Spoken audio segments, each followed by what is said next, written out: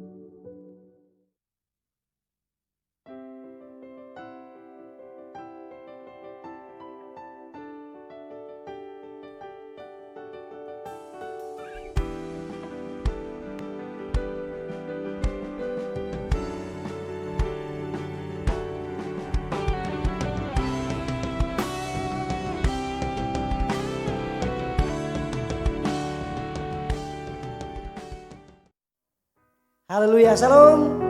Lagi katakan shalom. Masih punya sukacita pada malam hari ini.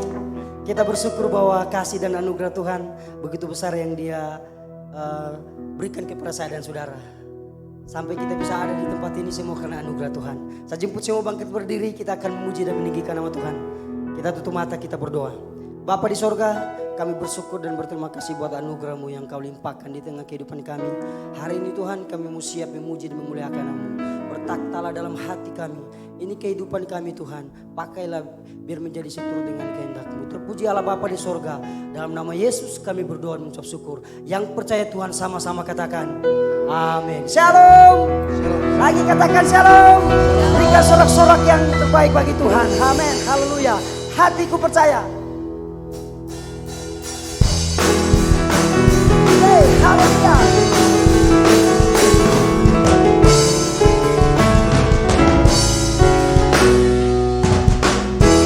Tuhanlah kekuatan dan masukku, Dia gunung batu dan keselamatanku.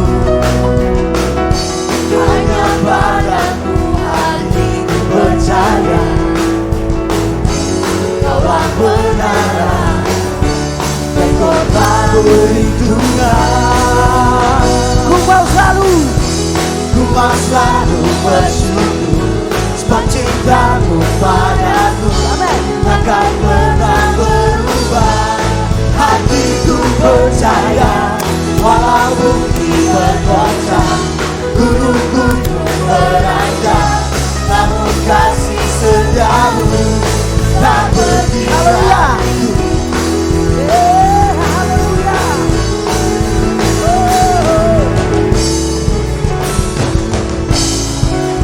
Sama-sama katakan, Tuhanlah kekuatan dan masmurku, Dia gunung batu dan keselamatan. hanya padamu, Hanya padamu hatiku percaya, Kaulah menara dan kota perlindungan. katakan ku mau selalu, Ku mau selalu bersyukur, sebab cintamu padaku takkan pernah berubah. Hatiku percaya, walau bumi bergoncang, gunung-gunung beranjak, namun kasih setiamu tak pergi dariku. Ku mau selalu bersyukur, sebab cintamu padaku takkan pernah berubah. Hatiku percaya, walau bumi bergoncang, gunung-gunung beranjak, namun kasih setiamu tak pergi dariku. Ku mau selalu bersyukur, sebab cintamu padaku takkan pernah berubah. hatiku percaya, Hatiku percaya, walau bumi bergoncang, gunung-gunung beranjak, namun kasih setiamu tak pergi dariku. Ku mau selalu bersyukur, sebab cintamu padaku takkan pernah berubah. Hatiku percaya, walau bumi bergoncang, gunung-gunung beranjak, namun kasih setiamu tak pergi dariku. Ku mau selalu bersyukur, haleluya, sebab cintamu selalu bersyukur padaku Tuhan. takkan pernah berubah. Hatiku percaya, walau bumi bergoncang, gunung-gunung beranjak, namun kasih setiamu tak pergi dariku. Haleluya, amin.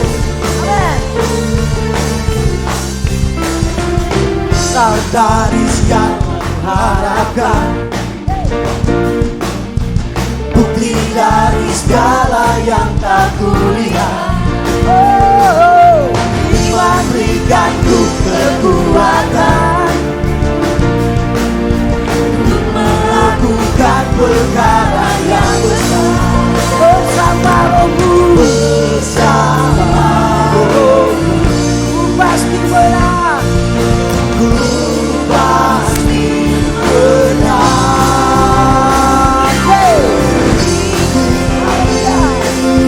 Namamu dipuji, hormat kemuliaan,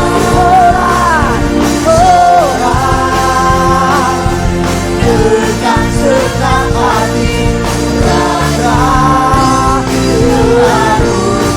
Haleluya. Kita sorak-sorak yang terbaik bagi Tuhan, amin.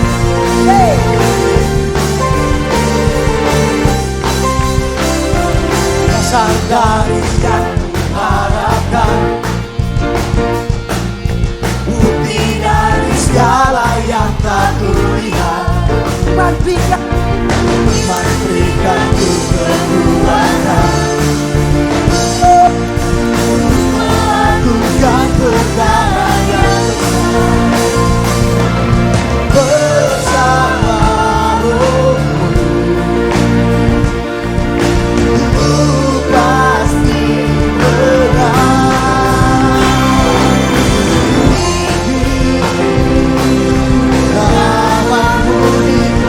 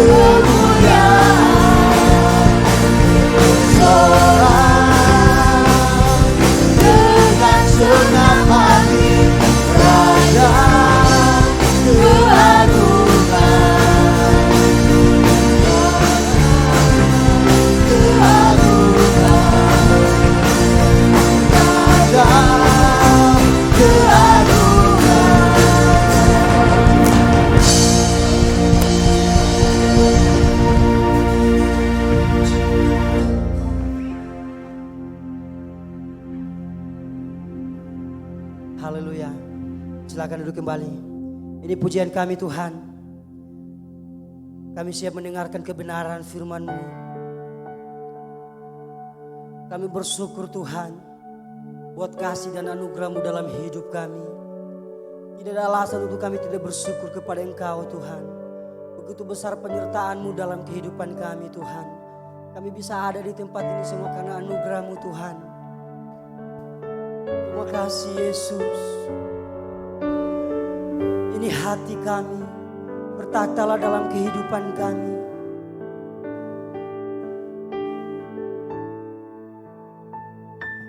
Ku sanjung Kau di tempat tinggi, sebab Engkau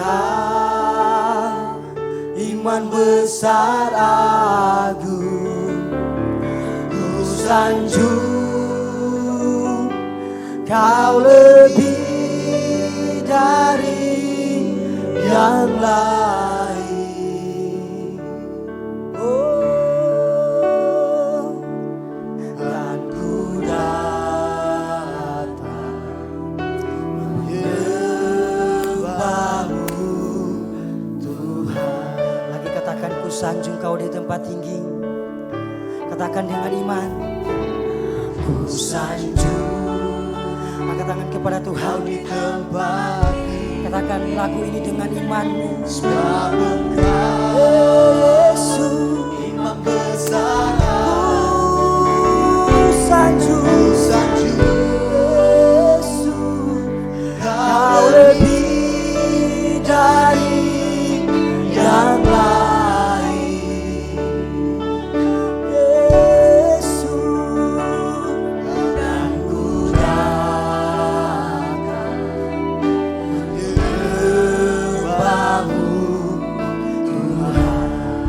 katakan ku sanjung Kau di tempat tinggi.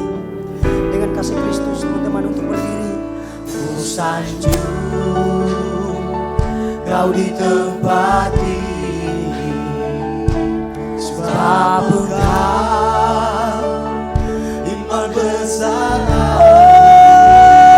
Ku sanjung Kau lebih dari kasih Tuhan. Dan ku datang menyembah-Mu Tuhan. Ku sanjung Kau di tempat tinggi. Ku sanjung Kau di tempat tinggi, sebab Engkau iman besar. Oh, ku sanjung, haleluya. Kau lebih dari yang lain. Oh, haleluya.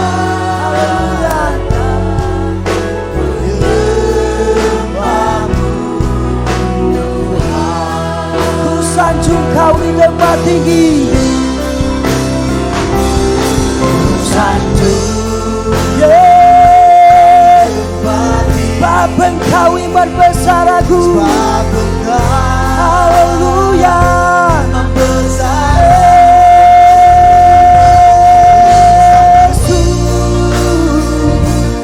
Kau lebih dari yang lain.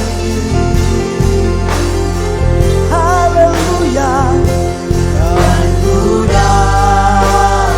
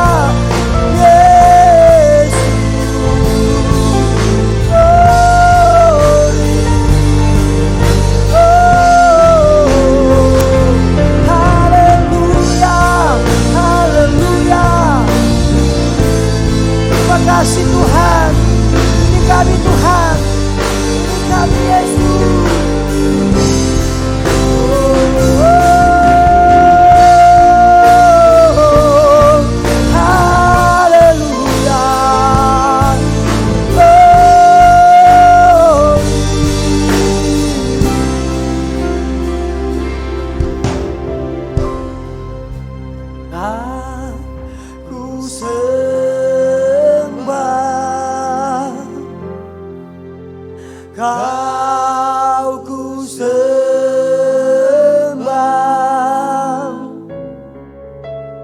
Kau ku sembah,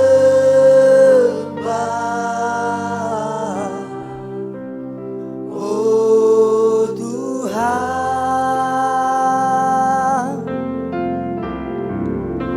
Kau ku sembah,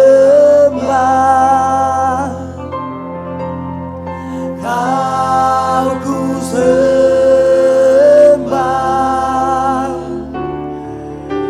Kau ku sembah, oh Tuhan. Katakan Kau ku sembah, Kau ku sembah, haleluya. Kau ku sembah, Yesus. Kau ku sembah,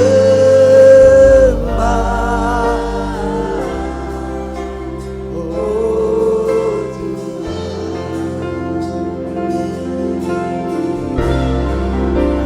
Kau ku sembah,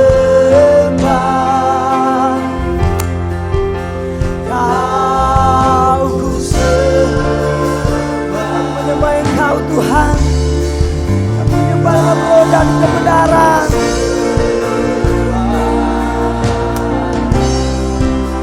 Oh Tuhan, kami sembah Engkau. Kau ku sembah, haleluya. Kau ku sembah, Kau ku sembah,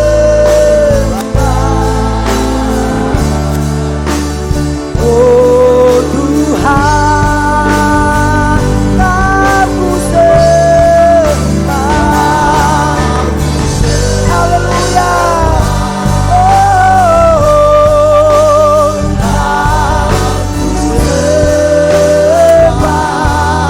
kami sembah Engkau, Kau ku sembah, oh Kau ku sembah, Kau ku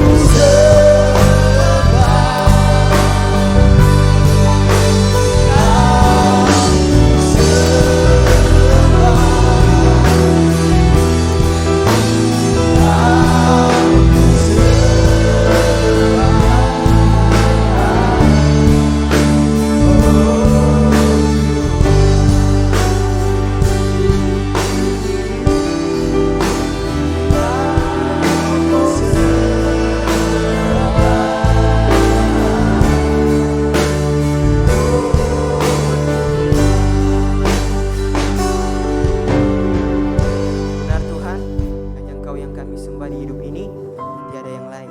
Pada saat ini Tuhan kami akan mendengarkan sebagian dari sabda firman-Mu. Biarlah Engkau mengurapi hamba-Mu yang sangat terbatas ini dalam menyampaikan isi hati-Mu Tuhan. Di dalam nama Tuhan Yesus, haleluya. Amin. Puji Tuhan, shalom.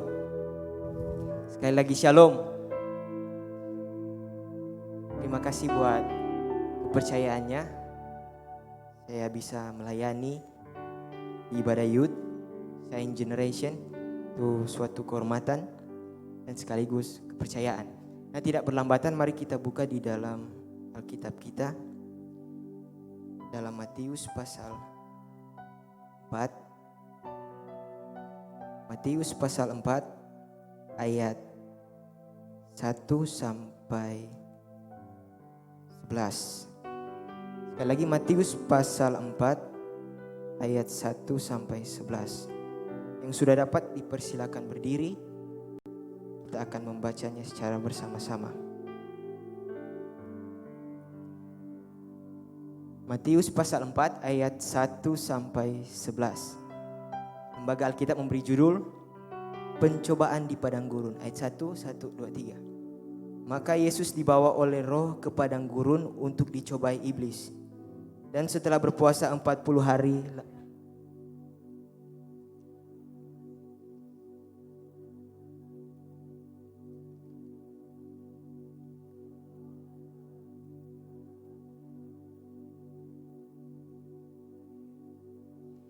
ada tertulis, manusia hidup bukan dari roti saja, tapi dari setiap firman yang keluar dari mulut Allah. Kemudian iblis membawanya ke kota suci dan menempatkan dia di hubungan bait Allah. Lalu berkata kepadanya, "Jika engkau anak Allah, jatuhkanlah dirimu ke bawah. Sebab ada tertulis mengenai engkau, ia akan memerintahkan malaikat-malaikatnya dan mereka akan menatang engkau di atas tangannya, supaya kakimu jangan terantuk kepada batu." Yesus berkata kepadanya, "Ada pula tertulis, janganlah engkau mencobai Tuhan Allahmu." Dan iblis membawanya pula ke atas gunung yang sangat tinggi dan memperlihatkan kepadanya semua kerajaan dunia dengan kemegahannya. Dan berkata kepadanya, "Semua itu akan kuberikan kepadamu jika engkau sujud menyembah aku." Maka berkatalah Yesus kepadanya, "Enyahlah iblis, sebab ada tertulis, engkau harus menyembah Tuhan Allahmu dan hanya kepada Dia sajalah engkau berbakti." Lalu iblis meninggalkan dia dan lihatlah malaikat-malaikat datang melayani Yesus. Oke, puji Tuhan, terima kasih atas kerjasama yang baik.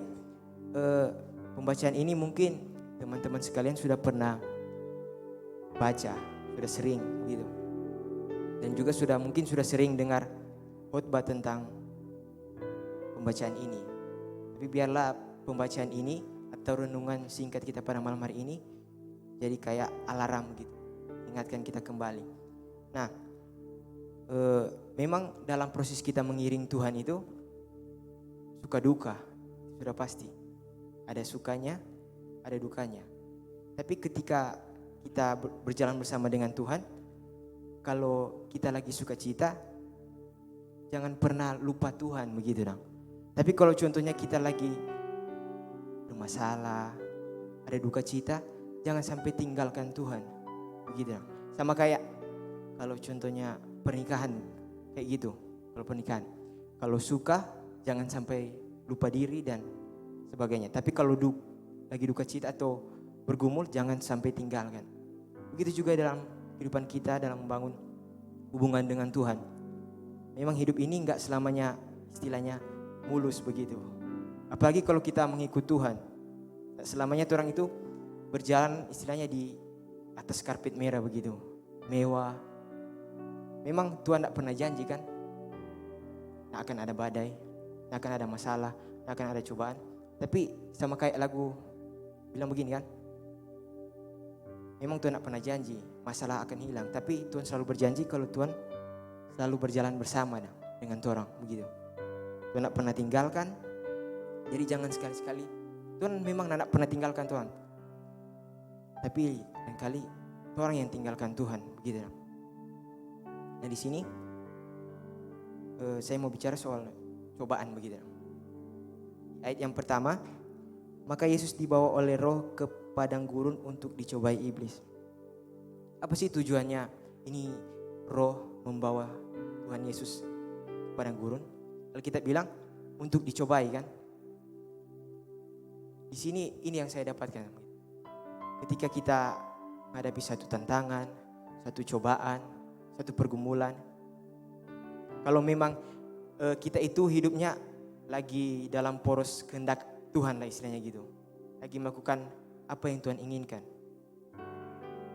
percayalah kita pasti dibawa ke sana, dicobai bukan untuk kalah, tapi dicobai untuk menang. Amin. Jangan orang berpikir kalau Tuhan itu selalu mengarahkan orang ke hal yang berbahaya atau Tuhan ingin supaya kita itu jatuh. Salah itu. Salah. Kalau bicara soal dipimpin oleh Tuhan, dipimpin oleh Roh Kudus begitu. Sama kayak di Galatia bilang kan, di Galatia 5:15. Kalau contohnya kita memberikan diri kita dipimpin oleh Tuhan, otomatis pusat kepemimpinan itu bukan di diri kita sendiri begitu. Jadi pusat kepemimpinan itu, komandonya istilahnya itu ada pada Tuhan. kalau contohnya orang ingin mengikut Tuhan, orang ingin masuk dalam pencobaan istilahnya, dan untuk menang harus ikut Tuhan. Dan kalau namanya ikut Tuhan itu harus ada pendudukan. Makanya kalau contohnya orang berorganisasi, tetap harus ada pendudukan kepada yang posisinya lebih di atas istilahnya gitu. Bukan orang yang memimpin. Sama kayak Paulus pernah bilang begini, ikutlah aku karena aku mengikut Yesus. Jadi pusat kepemimpinan itu bukan di diri sendiri, tapi di Yesus. Jadi kalau contohnya teman-teman mungkin ada posisi di organisasi, mungkin di kampus, di sekolah, mungkin di leader di youth begitu. Jadi pastikan hidup kita itu dipimpin oleh Yesus. Singkatnya gini, hidup kita itu sama kayak papan jalan, maksudnya di jalan begitu. Contohnya belok kiri ke Malalayang contohnya. Belok kanan kemana. Jadi orang bisa tahu ketika orang tanya, mana Yesus Kang? Ikut kita, nanti kita kasih tunjuk siapa Yesus itu. Karena pasti akan berubah, karena pasti akan bertobat, dan karena pasti akan melayani. Gitu. Jadi orang ini sama kayak papan tanda. Gitu dong. Ketika orang ingin mengikut Yesus, orang bisa lihat dari orang begitu. Dari orang punya kelakuan. Mungkin kan pengikut Yesus terus. Tidak sesuai karakter Yesus.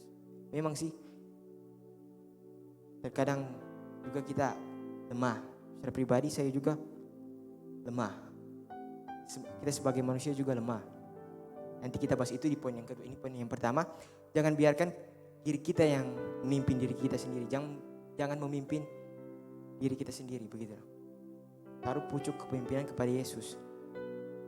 Jangan sama kayak Firaun. Jangan sama kayak Firaun pada waktu bangsa Israel itu keluar dari tanah Mesir.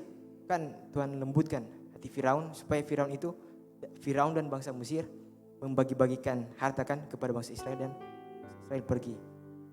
Tiba-tiba Tuhan keraskan lagi hati Firaun, dan Firaun dengan penuh amarah ngejar bangsa Israel. Jadi bukan Tuhan yang memimpin hidupnya, tapi amarahnya yang memimpin hidupnya. Jadi jangan biarkan emosi atau apapun yang memimpin hidup kita, apalagi mengambil keputusan. Berdoa, karena kita kan punya Tuhan begitu, dan tidak sendiri. Apalagi kalau mau ambil keputusan yang besar begitu. Libatkan Tuhan. Tuhan itu selalu menunggu orang untuk libatkan Dia. Tuhan itu selalu menunggu orang untuk mengandalkan Dia.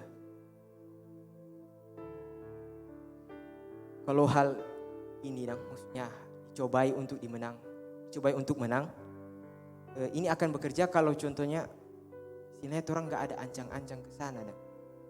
Contohnya gini, contohnya saya contohnya di bagian rokok begitulah. Contohnya ini. Nah, terus jangan pernah coba-coba kalau contohnya kita itu sudah tahu kita itu lemah di area A, jangan coba main-main di situ istilahnya. Kalau contohnya memang parah di rokok begitu, jangan coba-coba maksudnya ambil bungkus rokok terus lihat-lihat terus, atau lihat-lihat teman-teman yang merokok. Itu agak susah itu, nggak bisa lepas kalau begitu. Itu kalau kita dengan sengaja membawa diri untuk melihat itu, untuk masuk ke dalam area itu bukan dicobai untuk menang. Itu sudah mencobai itu sudah mencobai Tuhan begitu.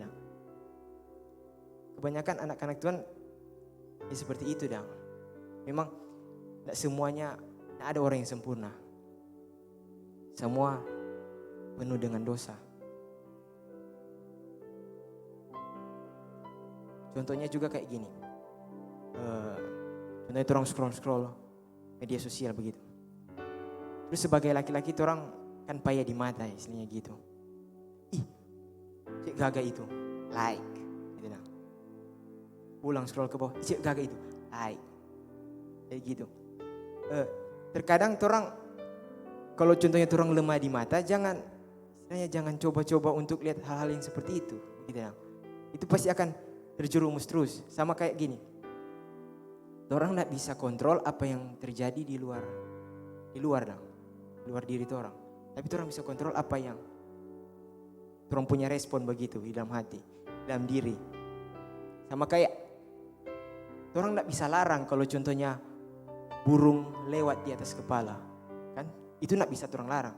Tapi kalau contohnya burung itu sudah bersarang di atas kepala, sudah bertelur, sudah beranak, itu salahnya siapa?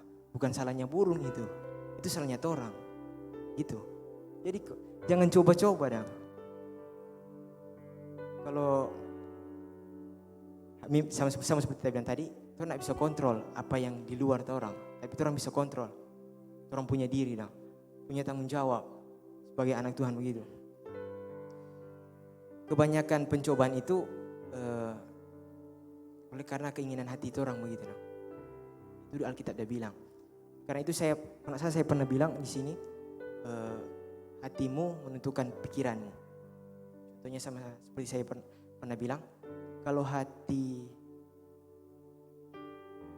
Ananias dan Safira itu baik, mereka tidak mungkin ada pikiran untuk berdusta tentang hasil tanah itu kan. Kalau hati saudara-saudara Yusuf itu baik, mereka tidak mungkin ada pikiran untuk menjual Yusuf, membunuh pertama, tapi tidak jadi karena menjual. Tidak jadi karena Yehuda kalau asal dia bilang, jangan, lebih baik orang jual. Jadi bahaya ini hati. Karena itu mesti ada Tuhan Yesus di situ. Kalau contohnya Tuhan nak mengasihi Tuhan dengan hati, dengan segenap hati, pasti efeknya itu akan ke pikiran. Itu sudah pasti. Nah, pertarungan terbesar kita itu bukan yang di luar, bukan yang di luar ini, tapi di dalam. Itu tanggung jawab kita. Tidak usah bertanggung jawab dengan apa yang akan terjadi di luar nanti. Apa yang akan terjadi ke depannya. Sudah, tanggung jawab saya kepada diri sendiri. Lakukan tanggung jawab sehari-hari, berjalan terus bersama-sama dengan Tuhan. Itu ayat yang pertama. Ayat yang kedua, dan setelah berpuasa 40 hari dan 40 malam, akhirnya laparlah Yesus. Nah, di sini kita boleh tahu kalau iblis itu tahu memang dia punya timing yang paling tepat untuk menyerang. Jadi memang sebagai manusia orang itu tidak selamanya kuat. Ada kalanya orang itu lemah. Dan di saat kita lemah itulah gunanya komunitas begitu. Saling menguatkan. Nah, tapi di perjanjian lama ada satu orang yang diangkat Tuhan yang namanya Henokh. Henokh pada waktu itu tidak ada komsel waktu itu. Cuma dia sendiri yang Alkitab bilang, cuma dia sendiri yang takut akan Tuhan. Jadi dia itu sama kayak cuma just and only begitu. Cuma satu-satunya di dunia ini yang memang takut akan Tuhan pada zaman itu. Jadi Tuhan angkat. Orang memang mungkin tidak sekuat Henokh dan begitu. Orang lemah, orang butuh pertolongan. Justru karena orang lemah dan orang butuh pertolongan, orang harus bersandar kepada Tuhan. Itu. Jangan merasa kayak kita bisa. Bikin apa kita mengandalkan Tuhan? Kalau kita sudah, apalagi kalau contohnya sudah banyak gelar begitu. Ngapain? Jujur, dulu waktu saya pertama kali masuk sekolah teologi begitu, semester 1, semester 2, sama kayak santo memang. Tapi masuk semester 3, semester 4, sombong sekali. Serius, sombong. Oleh karena itu, kita nak tahu sih kalau kakak Karisma dan kakak Nopel bagaimana. Tapi yang pasti dorang baik-baik begitu dah. Tapi kalau secara pribadi kalau kita itu di semester 3 sampai semester 4 itu bergumul. Serius. Oleh karena itu kita agak heran waktu pertama kali ada satu opak tanya bagi kita itu, "Dek, mana sekolah? Ada opak kita kuliah. Kuliah apa? Kuliah teologi begitu." "Oh, STH Kang." "Iyo." Opak bilang, "Sarjana tinggi hati," begitu. Itu waktu kita semester 2 kita nak mengerti dia punya maksud bagaimana. Nanti semester 3, semester 1, semester 2 kalau contohnya ada pelayanan, persiapan memang matang-matang, berdoa, puasa. Kalau semester 3 semester 4, aduh, di dalam pikiran bilang, ngapain berdoa hari-hari belajar firman Tuhan tuh orang. Lebih itu orang andalkan ini daripada berdoa. Nah, sombong kan? Sombong. Bahaya begitu. Tapi sekarang so nanda nah begitu. Jangan punya aku gini. Sekarang so nanda, so bertobat begitu. Nah. Memang agak rawan sih kalau contohnya orang sombong begitu. Nah. Mulai berpikir kalau orang itu bisa sendiri. Bisa melakukan ini tanpa Tuhan begitu.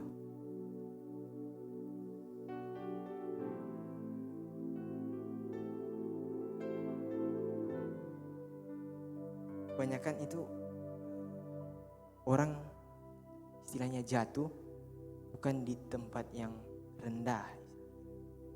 Tapi kebanyakan orang jatuh itu di tempat yang tinggi. Contohnya begini, sudah dipromosikan Tuhan, lagi dan lagi, jatuh. Pernah waktu kita semester berapa itu ya? Semester 2 kalau gak salah, kita ada baca buku kecil sih. Buku itu judulnya Kejatuhan Hamba Tuhan. Horor lagi nih buku ini. Terus kita waktu itu kita baca, ceritanya gini. Ada sepasang suami istri, mereka itu rintis pelayanan di satu tempat. Nah, tulis itu tempatnya. 12 tahun rintis pelayanan situ. Dan Tuhan bekerja dan jemaat terus bertumbuh dan otomatis juga berkembang, bertambah banyak.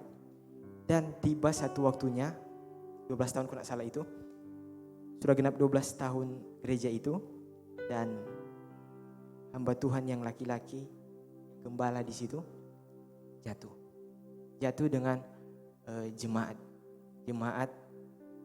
begitu. Terus jemaat yang perempuan itu bilang begini, Nana mesti, kalau pakai bahasa Madang, Nana mesti ceraikan ngapi istri. Kalau nanda kita mau biarkan ini rahasia begitu dong. Otomatis yang pendeta itu buyar dong, kacau. Tidak mungkin kan dia ceraikan dia punya istri, dia seorang pendeta. Kalau dia nak ceraikan dia punya istri, gereja korban, begitu dong. Jadi dia ceritakan dia pada dia punya istri, dia punya istri bilang sudah tidak apa-apa. Orang mulai dari nol. 12 tahun bangun gereja, mulai dari nol. Jujur, secara pribadi waktu kita baca itu buku itu, kita takut. Mungkin teman-teman berpikir, pengecut sungana no, panaku ngana. Tetap secara pribadi kita rasa takut.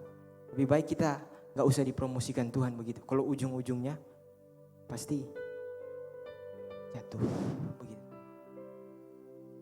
Ada seorang hamba Tuhan, dia pernah bilang begini begitu.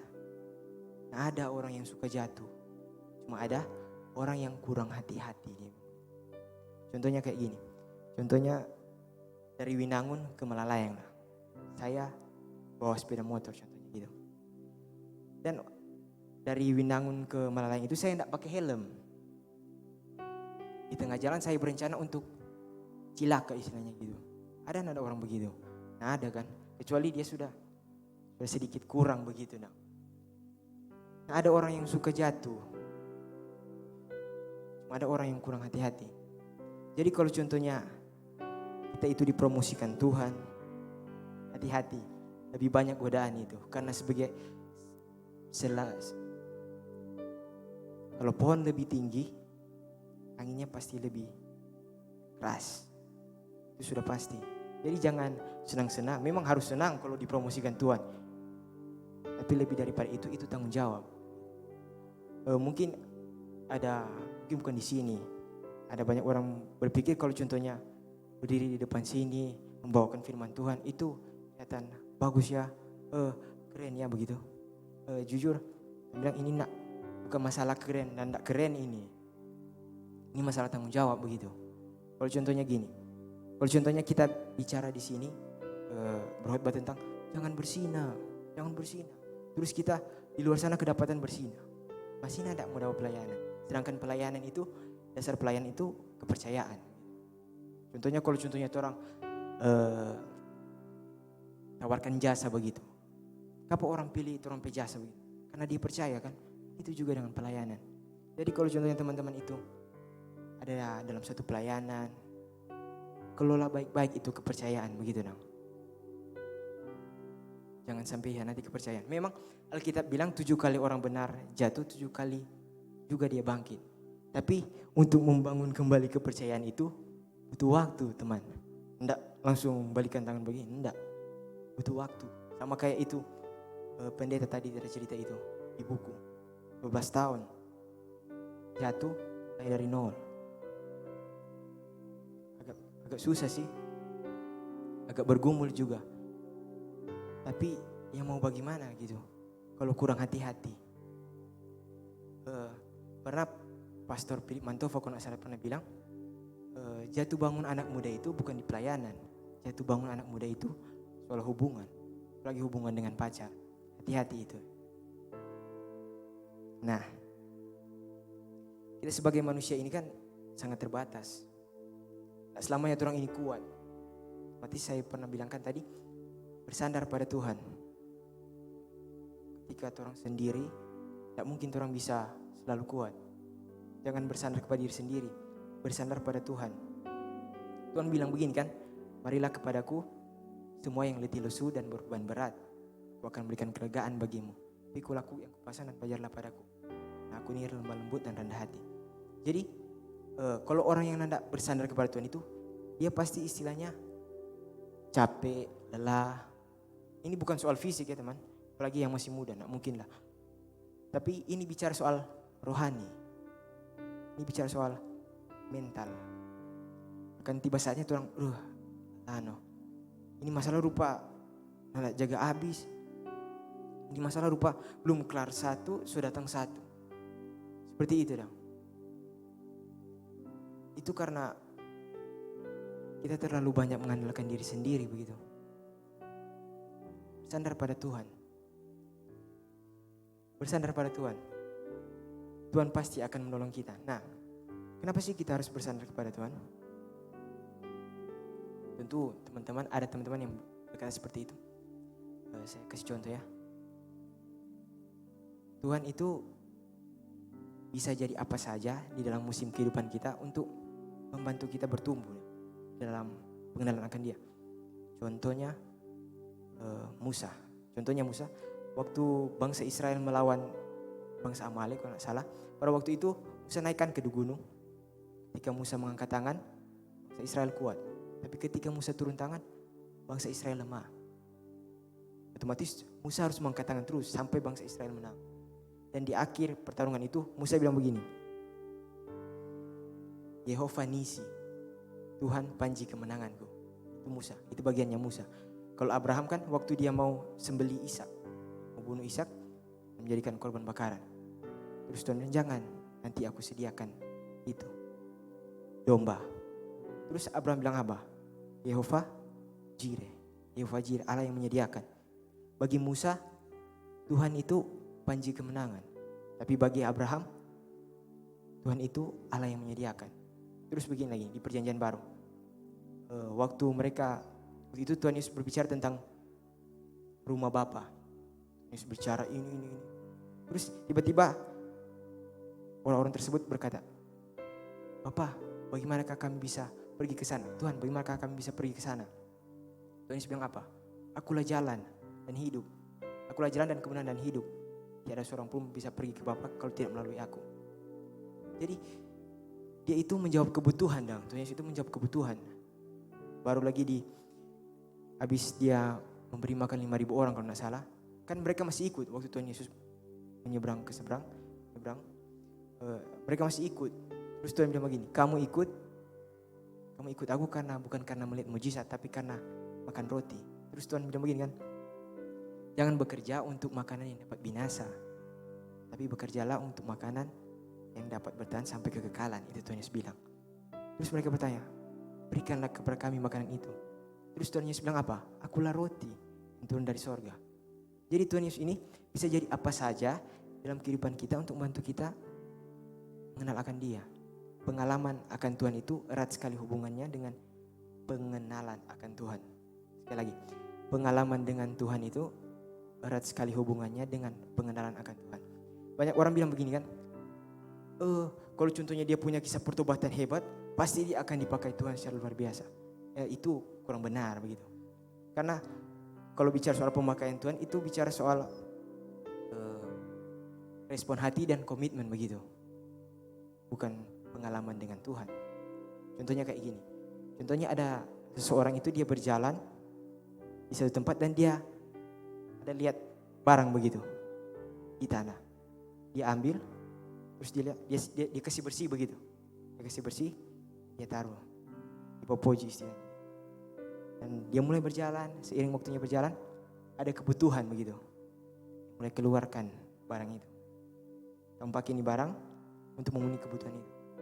Sama juga dengan kehidupan kita. Gitu. Tuhan itu selalu memakai orang ketika ada kebutuhan. Coba Anda baca di perjanjian baru. Selalu Tuhan Yesus itu pelayanannya itu menjawab kebutuhan. Tak pernah dia tidak menjawab kebutuhan. Dia selalu menjawab kebutuhan. Jadi kalau bicara soal pemakaian Tuhan itu bukan bicara soal pengalaman dengan Tuhan. Pengalaman dengan Tuhan itu bicara soal pengenalan dengan Tuhan. Tapi kalau pemakaian Tuhan itu bicara soal komitmen hati dan terus menerus berjalan bersama Tuhan. Sama kayak barang itu terus ada di popoji dan gitu. Ketika ada di timing yang tepat, Tuhan pasti pakai. Tuhan pasti pakai. Nah, sama seperti kita bilang tadi, Tuhan itu bisa jadi apa saja dalam kehidupan kita ini untuk bantu kita lebih maju lagi dalam Tuhan. Jadi istilahnya gini, dalam bahasa Inggris bilang God is enough for me and for you. Gitu. Memang kalau contohnya kita bilang jangan cari dukun di kota begini, memang agak kurang relevan begitu dong. Tapi waktu kita pelayanan di desa di kampung, kita sempat bilang ini, jangan cari dukun, cari Yesus. Memang mujizat terbesar itu bukan kesembuhan. Mungkin kalau contohnya teman-teman lagi mengalami sakit penyakit, mujizat terbesar itu bukan kesembuhan, tapi mujizat terbesar itu keselamatan. Percuma orang sembuh dari sakit dan matinya masuk neraka begitu dong. Cuma itu. Itu ayat yang kedua. Nah ini yang terakhir. Ayat yang ketiga. Lalu datanglah si pencoba itu dan berkata kepadanya, jika engkau anak Allah, perintahkanlah supaya batu-batu ini menjadi roti. Jadi di sini kalau dia mencobai, pertama dia itu tahu waktu yang tepat, timing yang tepat. Baru yang kedua, dia itu mencoba orang untuk meragukan orang punya identitas begitu. Keadaan di luar boleh berbeda-beda dong. Masalah, tantangan boleh datang, silih berganti. Tapi kita jangan sampai hilang identitas begitu. Sama kayak Paulus, kapal kandas kan dia. Kapal memang boleh kandas. Tapi kasih Paulus itu tidak boleh kandas. Karena identitas kita itu kasih. Jangan hanya karena masa sukar, kasih kita jadi dingin. Sama kayak Paulus bilang ke Timotius kan. Kalau di masa sukar, orang-orang akan memikirkan diri sendiri. Akan jadi hamba uang, jadi sombong. Itu di masa sukar. Jangan jadi dingin istilahnya. Itu kasih. Jangan sampai hilang orang punya identitas. Sama seperti kita pernah bilang beberapa minggu lalu itu. Jangan taruh orang punya harga itu di seberapa mahal jam tangan yang kita pakai. Seberapa mahal baju yang kita pakai. Celana yang kita pakai. Kalau contohnya itu hilang, mana harga kita itu? Harga kita itu sudah ditebus oleh Yesus. Darah Yesus itu di Golgota mahal. Darahnya yang mahal menebus kita. Kalau contohnya kita bilang kita itu umat Tuhan, kita pasti harus diatur Tuhan begitu. Karena di Alkitab bilang, tidak mungkin orang tua tidak ajar anak. Pasti orang tua ajar anak. Tapi itu tergantung respon anak, terima atau tidak. Gitu. Ada salah satu pastor, dia pernah berkhotbah. Kalau tidak salah dia punya judul itu, kenakanlah pakaian dalam. Salah itu. Terus dia ambil referensi Alkitab itu dalam Keluaran 28 kalau salah. Itu tentang pakaian imam. Pertama kita baca itu, aneh dia judul khotbah ini. Kita baca itu di Keluaran 28. Di situ kan dijelaskan tentang bagaimana Harun punya pakaian imam.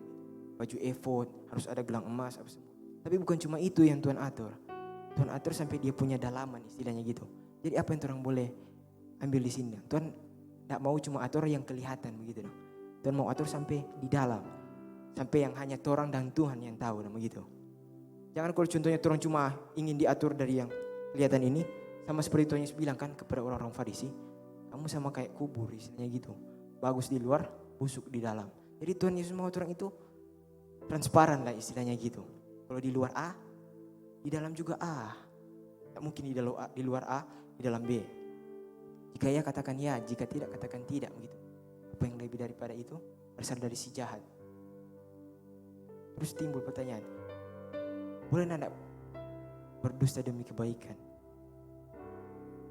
Boleh tidak mencuri dalam nama Yesus? Tak mungkin kan curi dalam nama Yesus? Oh kita mencuri ini supaya boleh mau kasih persembahan. Mungkinlah. Memang secara fisik orang kasih, tapi Tuhan mungkin tidak berkenan dengan persembahan itu. Jadi teman, kesimpulannya pada malam hari ini, mungkin masalah tetap boleh terjadi dalam kehidupan kita. Masalah silih berganti terjadi dalam kehidupan kita. Tapi endingnya itu, kalau orang yang bersama dengan Tuhan itu, endingnya itu selalu berakhir menjadi lebih dari pemenang begitu. Amin. Nah, mari semua berdiri.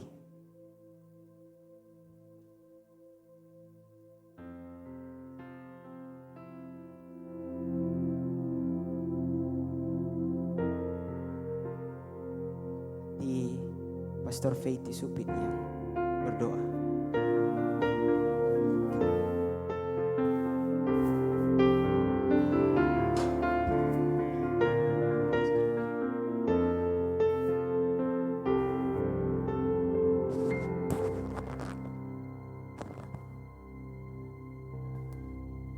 Sentuh hatiku, ubah hidupku menjadi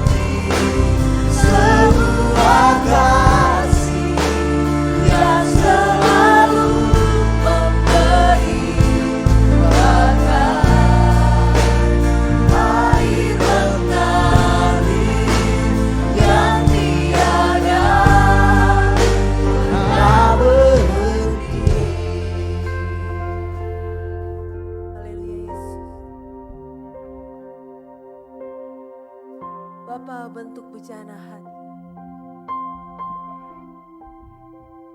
Sesuai ya Tuhan dengan mau-Mu saja. Kami mempersembahkan masa muda kami ke dalam tangan-Mu.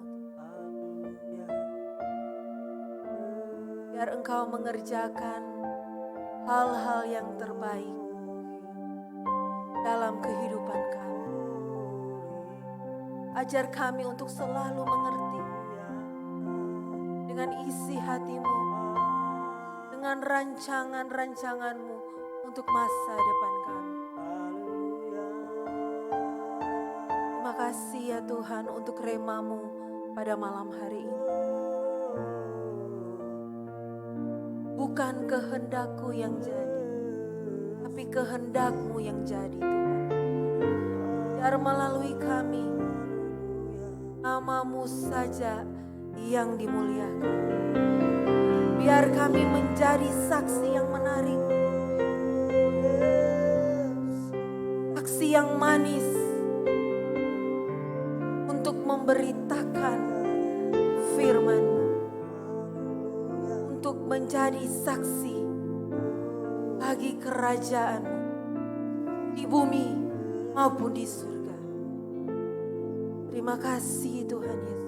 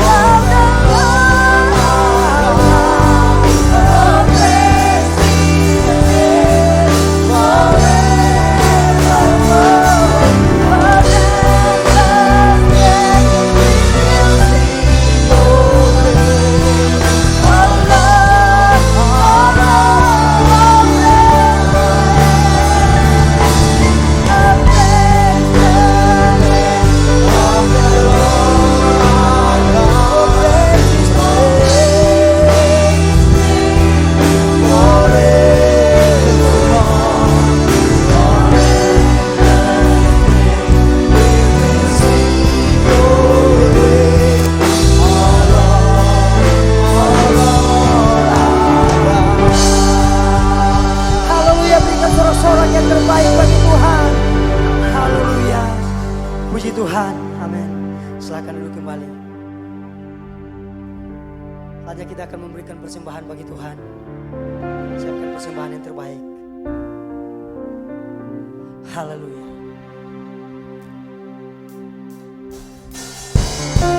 Hey, haleluya, kita bersyukur bagi Tuhan. Bawalah pujian bagi Dia. Amin. Karena Dia adalah Raja dari di atas segala raja. Amin. Haleluya. Hey. Hey.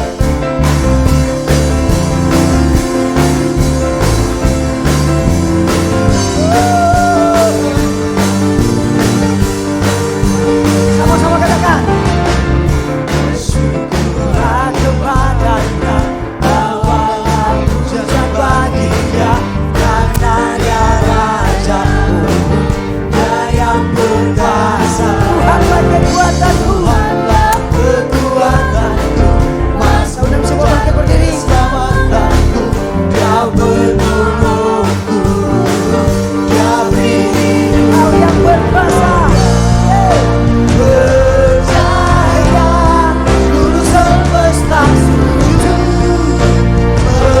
menyembah. Sama-sama melompat bagi Tuhan. Amin. Mujizat telah terjadi, junjung kasih anugerah-Mu, kekal teguh dan mulia. Masuklah perbuatanmu, Kau penyelamat hidupku, kasih-Mu tiada tara, perkata Kau Tuhan Raja. Haleluya.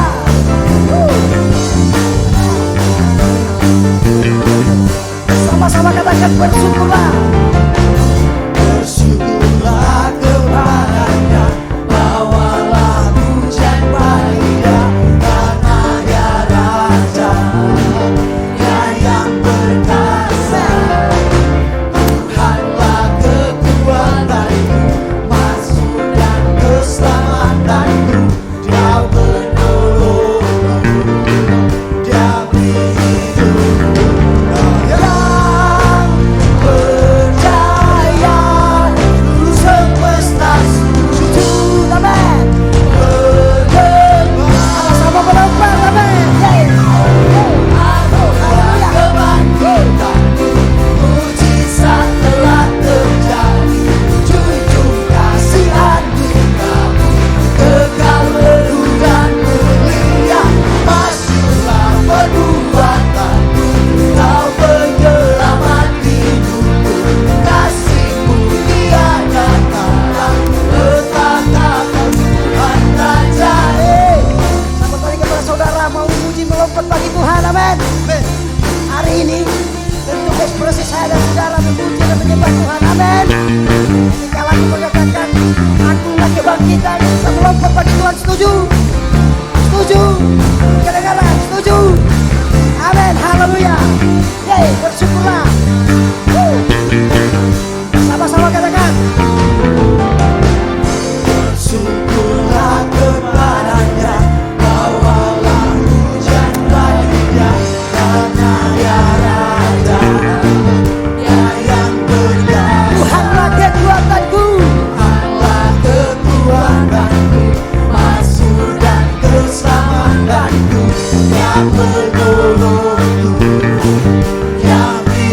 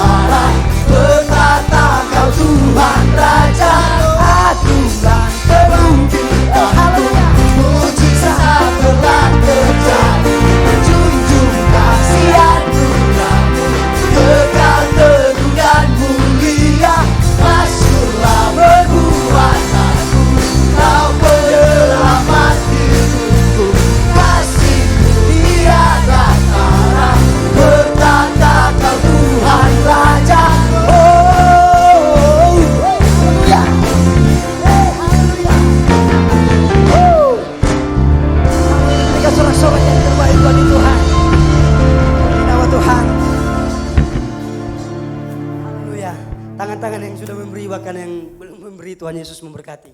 Kita akan mengakhiri persekutuan kita.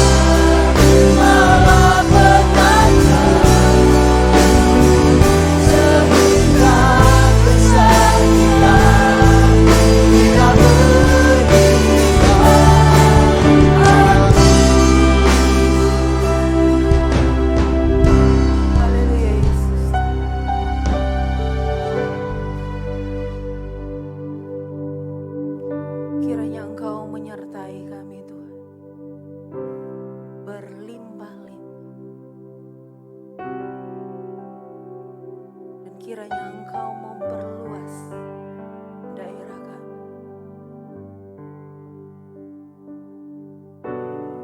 Kiranya Engkau menyertai, melindungi, membimbing masa muda kami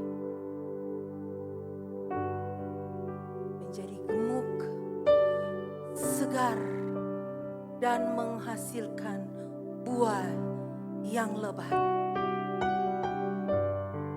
Kemanapun kaki kami melangkah, dimanapun kami duduk dan berdiri, dimanapun kami keluar masuk, Engkau menjagai, melindungi. Segala kutuk, sakit penyakit, bakteri, virus yang mematikan, dalam nama Tuhan Yesus dipatahkan. Bahkan bayang-bayang maut sedikit pun dilalukan daripadamu. Tinggal dan pulanglah dalam damai dan sejahtera, dalam persekutuan Putra Allah dan Roh Kudus. menjadi milik dan bagian kita semua. Sampai kita dijemput di angkasa yang indah bermain. Maranatha, Tuhan Yesus datang kembali. Sudah menerima berkat itu, sama-sama teriakan, amin. Selamat hari Minggu, Tuhan Yesus memberkati.